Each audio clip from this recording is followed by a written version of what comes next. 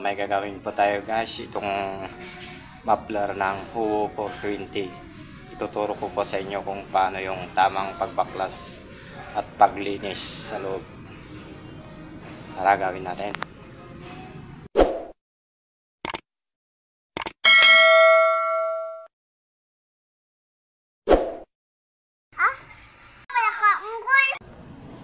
Dito natin tatabasin ng cutting disc grinder para pag binalik natin parang original din.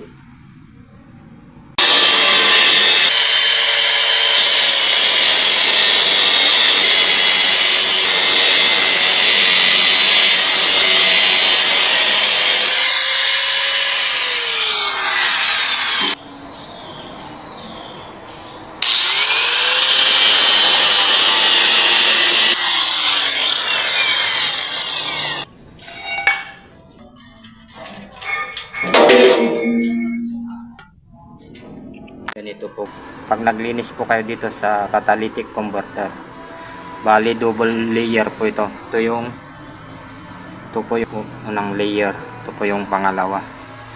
Bali ang tanggalin nyo lang po yung bandang ibabaw para sa ganun hindi po magbabago yung under, hindi po magbabago yung ingay nya, ganun pa rin. Tanggalin nyo itong ibabaw, itira nyo po yung bandang ilalim.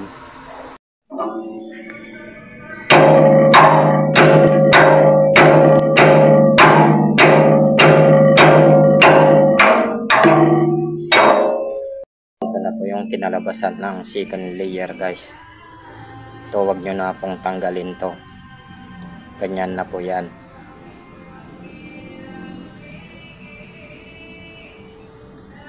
Yan, binabahagi ko lahat sa inyo para lalo na sa mga baguhan.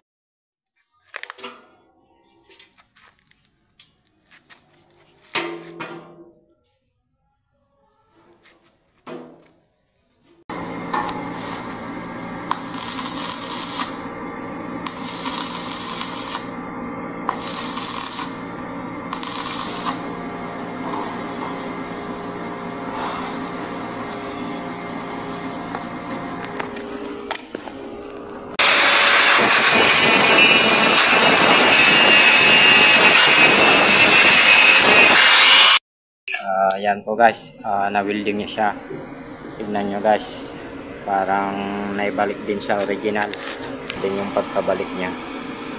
Ganyan lang po yung gagawin natin pag naglinis tayo ng muffler ng Huo 420. Malinis po siya.